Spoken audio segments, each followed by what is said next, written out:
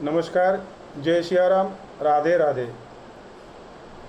आप सभी का मैं आपके अपने चैनल छोटा वृंदावन पर आज श्री रामचरित मानस के पाठन सत्र अयोध्या कांड के दोहा क्रमांक 139, 140, 141, 42 और 43 5 दोहा पढ़ेंगे। इस सत्र में मैं आप सभी का स्वागत करता हूँ। अगर कुछ गलती हो, त्रुटि हो तो कृपा करके क्षमा करिएगा। दीन दयाल बिरद सम भारी, हरहु नाथ मम संकट भारी। नयनवंत रघुबर ही बिलोकी, पाई जन्म फल हो ही बिशोकी। परसि चरण रज अचर सुखारी, भये परम पद के अधिकारी। शोभन शैल शुभाय सुहावन, मंगलमय अति पावन पावन। महिमा कहिय कवन विदितासु, सुख सागर जह कीन निवासु।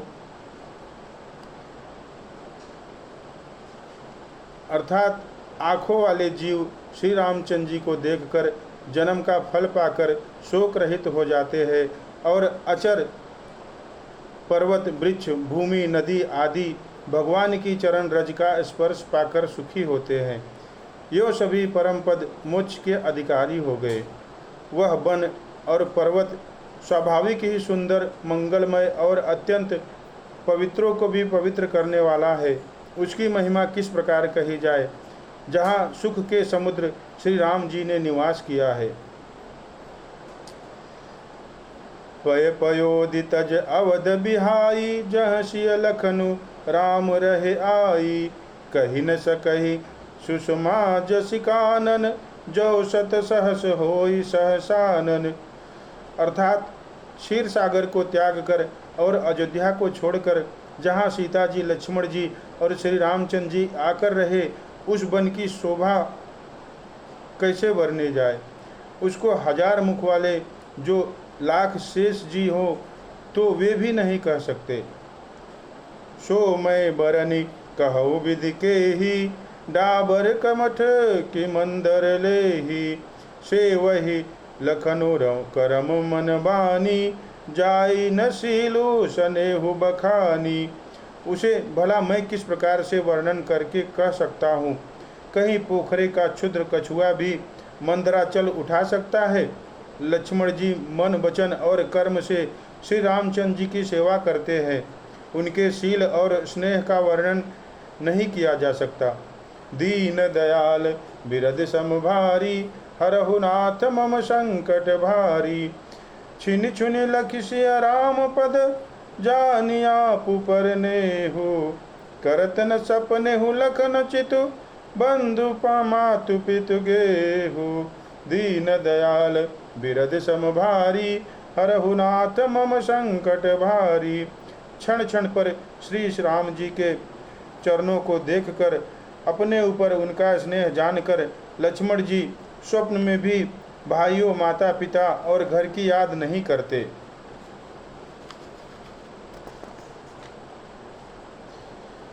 राम संग सिय रहति सुखारी, पुर परिजन गृह सुरति विचारी।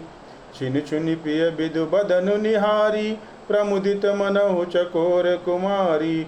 श्री रामचंद्र जी के साथ सीता जी, अयोध्यापुरी कुटुंब के लोग और घर की याद भूलकर बहुत ही सुखी रहती है।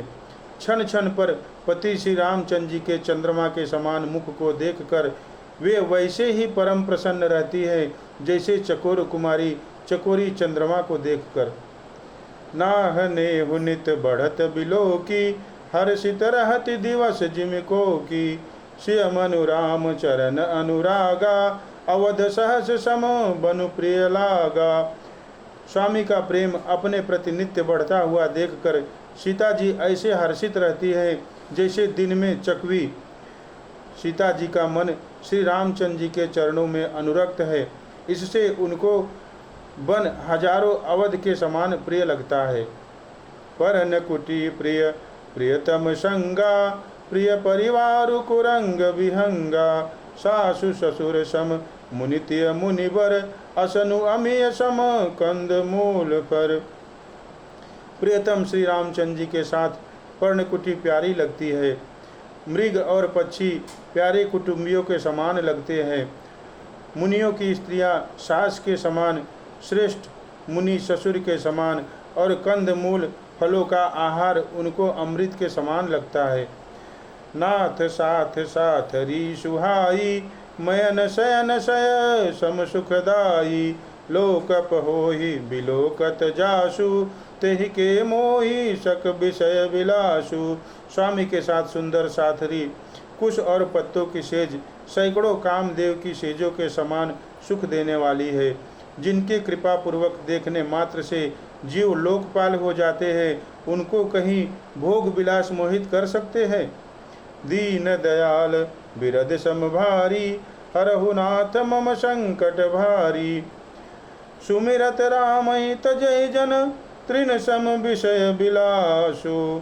राम प्रिया जग जननि सिय, कछु न आचरजतासु। दीन दयाल बिरद सम भारी, हरहु नाथ मम संकट भारी। जिन श्री रामचंद्र जी का स्मरण करने से ही भक्तजन तमाम भोग विलास को तिनके के समान त्याग देते हैं, उन श्री रामचंद्र जी की प्रिय पत्नी और जगत की माता सीता जी के लिए यह भोग विलास का त्याग कुछ भी आश्चर्य नहीं है। सिय लखन जहि विधि सुख लहई, सोई रघुनाथ करहि सोई कहई, कहई पुरातन कथा कहानी, सुनहि लखन सियाति सुख मानी। सीता जी और लक्ष्मण जी को जिस प्रकार सुख मिले, श्री रघुनाथ जी वही करते हैं और वही कहते हैं। भगवान प्राचीन कथाएं और कहानियाँ कहते हैं और लक्ष्मण जी तथा सीता जी अत्यंत सुख मानकर सुनते हैं। जब जब रामु अवधि सुधि करही, तब तब बारी बिलोचन भरही, सुमिरि मातु पितु परिजन भाई, भरत स्नेहुशील सेवकाई। जब जब श्री रामचंद्र जी अयोध्या की याद करते हैं, तब तब उनके नेत्रों में जल भर आता है। माता पिता कुटुंबियों और भाइयों तथा भरत के प्रेम, शील और सेवा भाव को याद करके, कृपा सिंधु प्रभु होहि दुखारी, धीरज धरहि कुसुमो बेचारी, लखसिय लखनु बिकल होई जाहि, जिम पुरुषहि अनुसर पछताहि। कृपा के समुद्र प्रभु श्री रामचंद्र जी दुखी हो जाते हैं, किंतु फिर कुसुमय समझकर धीरज धारण कर लेते हैं। श्री रामचंद्र जी को दुखी देखकर सीता जी और लक्ष्मण जी भी व्याकुल हो उठते हैं, जैसे किसी मनुष्य की परछाई उस मनुष्य के समान ही चेष्टा करती है।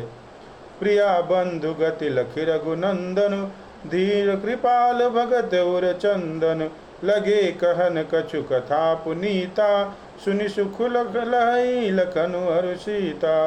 तब धीर कृपाल और भक्तों हृदय को शीतल करने के लिए चंदन रूप रघुकुल को आनंदित करने वाले श्री रामचंद्र जी प्यारी पत्नी और भाई लक्ष्मण की दशा देखकर कुछ पवित्र कथाएं कहने लगते हैं, जिन्हें सुनकर लक्ष्मण जी और सीता जी सुख प्राप्त करते हैं।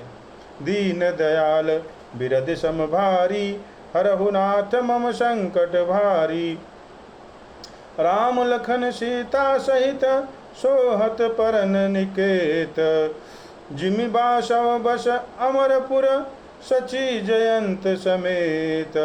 दीन दयाल बिरद सम भारी, हरहु नाथ मम संकट भारी। लक्ष्मण जी और सीता जी सहित श्री रामचंद्र जी पर्णकुटी में ऐसे सुशोभित हैं, जैसे अमरावती में इंद्र अपनी पत्नी सची और पुत्र जयंत सहित बसता है।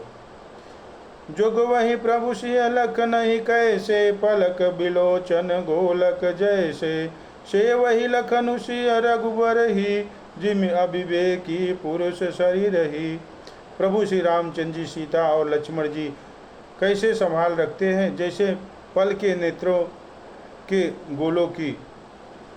इधर लक्ष्मण जी सीता जी और श्री रामचंद्र जी अथवा राम लक्ष्मण जी और सीता जी श्री रामचंद्र जी की ऐसी सेवा करते हैं जैसे अज्ञानी पुरुष शरीर की करते हैं।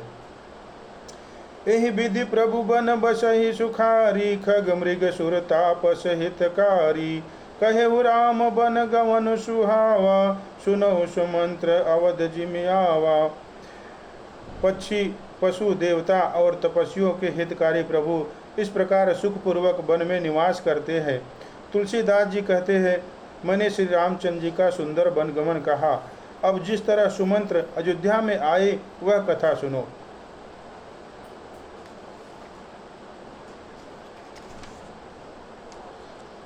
फिरे निषाद प्रभु पहुँचाई, सचिव सहित रथ देखे से आई। मंत्री बिकल बिलोक निषादु, कही न जाई जस भयो विषादु। प्रभु श्री रामचंद्र जी को पहुंचाकर जब निषाद राज लौटा, तब आकर उसने रथ को मंत्री सुमंत्र सहित देखा। मंत्री को व्याकुल देखकर निषाद को जैसा दुख हुआ वह कहा नहीं जाता। राम राम सिय लखन पुकारी, परेहु धरन नितल व्याकुल भारी। देखि दखिन दिशि हयहि नाही, जनु बिनु पंख बिहग अकुलाही। निषाद को अकेले आया देखकर सुमंत्र हा राम हा सीते हा लक्ष्मण पुकारते हुए व्याकुल होकर धरती पर गिर पड़े।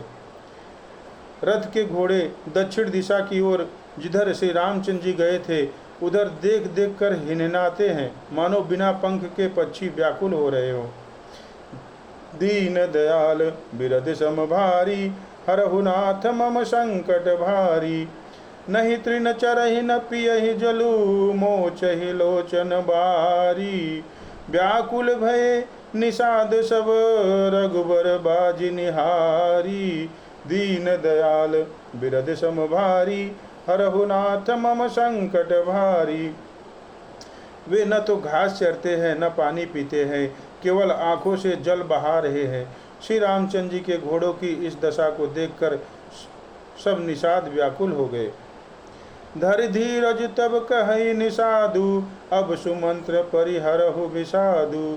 तुम पंडित परमारथ ज्ञाता, धरहु धीर लख विमुख विधाता। तब धीरज धरकर निषाद राज कहने लगे, हे सुमन जी, अब विषाद को छोड़िए। आप पंडित और परमार्थ के जानने वाले हैं, विधाता को प्रतिकूल जानकर धैर्य धारण कीजिए। विविध कथा कही कही मृदुबानी, रथ बैठारे उबर बस आनी। शोक शिथिल रथु सकई न हाकी, रघुबर बिरह पीर उर्बाकी। कोमल बानी से भांति भांति की कथाएं कहकर निषाद ने जबरदस्ती लाकर सुमंत्र को रथ पर बैठाया, परंतु शोक के मारे वे इतने शिथिल हो गए कि रथ को हाँक नहीं सकते। उनके हृदय में श्री रामचंद्र जी के विरह की बड़ी तीव्र वेदना है। चर फराही मग चलहि न घोरे, बन मृग मनहु आन रथ जोरे। अड़की परही फिर हे रही पीछे, राम वियोगी विकल दुख तीछे। घोड़े फड़फड़ाते हैं और ठीक रास्ते पर नहीं चलते, मानो जंगली पशु लाकर रथ में जोत दिए हो। वे श्री रामचंद्र जी के वियोगी घोड़े कभी ठोकर खाकर गिर पड़ते हैं, कभी घूमकर पीछे की ओर देखने लगते हैं। वे तीक्ष्ण दुख से व्याकुल हैं। जो कह राम लखन वैदेही, हिकरि हित हे रहते ही। बाज बिरह गति कही किम जाति, बिनु मनि फनिक बिकल जही भांति। जो कोई राम लक्ष्मण या जानकी का नाम ले लेता है, घोड़े हिकर हिकर कर उसकी ओर प्यार से देखने लगते हैं। घोड़ों की विरह दशा कैसे कही जा सकती है। वे ऐसे व्याकुल हैं जैसे मणि के बिना सांप व्याकुल होता है। दीन दयाल बिरद सम भारी, हरहु नाथ मम संकट भारी। भयहु निषादु विषाद बस, देखत सचिव तुरंग। बोली सुसेवक चारि तब, दिए सारथी संग। दीन दयाल बिरद सम भारी, हरहु नाथ मम संकट भारी। सियावर रामचंद्र की जय।